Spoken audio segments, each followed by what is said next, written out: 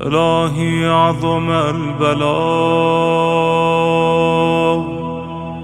وبرح الخفاء وانكشف الغطاء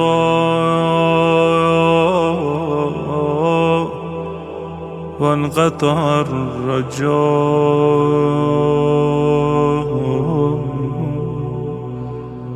أضاقت الأرض ومنعت السماء وأنت المستعان وإليك المشتكى وعليك المعول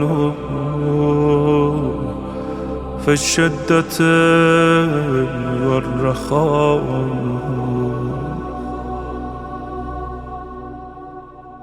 اللهم صل على محمد وآل محمد أولي الأمر الذين فرضت علينا طاعتهم وعرفتنا بذلك منزلتهم،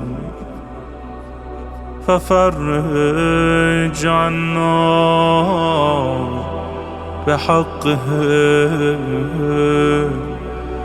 فرجا عاجلا قريبا كلمح البصر أو هو أقرب.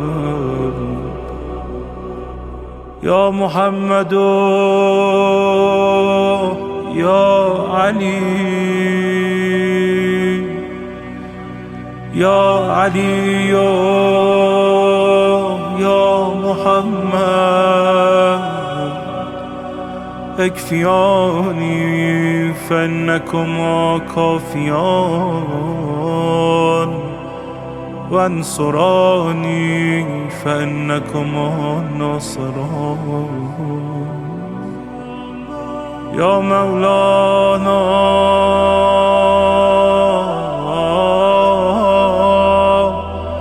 يا صاحب الزمان الغوث الغوث الغوث أدركني أدركني أدركني الساعة الساعة الساعة العجب العجب العجب. يا أرحم الراحمين بحق محمد وآله الطاهرين.